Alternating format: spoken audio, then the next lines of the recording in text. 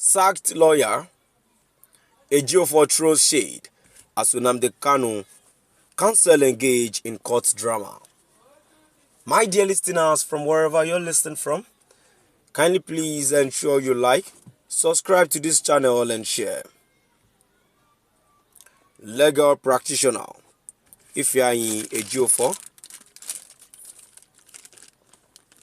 has thrown a shade after the drama that ensued in court on Monday involving the leader of the indigenous people of Biafra, IPOB, Nnamdi Kanu, and his lawyers.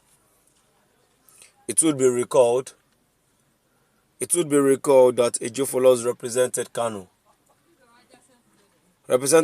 in the terrorism and treasonable felony case against him by the federal government.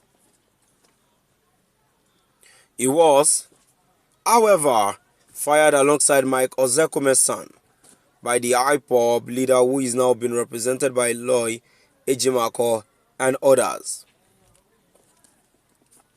A video from Monday's court proceedings showed Kanu lamenting that Nigeria is plagued by poor knowledge of the law. He could also be seen slapping the back of his lawyer, who was interrupting his speech in court, an act condemned by many. In an apparent reaction to the drama between Kanu and his lawyers, Ejiofor shared on X, "You cannot bring in a monkey to work on your farm and expect the result of a bulldozer. Life operates on the principle of input and output. What you invest is what you get in return. When the time of reckoning arrives, there will be no space for deceit, blackmail, or falsehoods." My dear listeners, now we've come to the end of our today's news. And now, before I go, a quick one here. I'm still on the same thing that I would continue to say that the problems that we are having in the southeast and what is going on is that Nnamdi Kanu needs to be released with immediate effect. Talking of the problems that is going on in the southeast, there are some people that are using the movement to cause a whole lot of problems, and in which I want us to look into. The problem is coming from the people that do not want the progress, of the southeast, no matter what. So that is where the problems lies. Imagine people from the southeast. If indeed they are from there and they want the progress of the southeast, would they be killing their own people? Would they have gone about abducting people because the government does not release Kanu? That's uncalled for.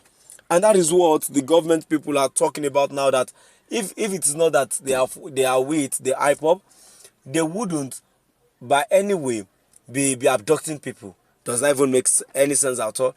And let's not be biased that, in fact, people in the government might be the one sponsoring the evil act that is going on, no matter what. So let's because these people can be biased, and no matter what, they can always have problems and everything. So to my dear listeners, I'm still on it that Nnamdi Kanu, no matter what, needs to be released with immediate effect.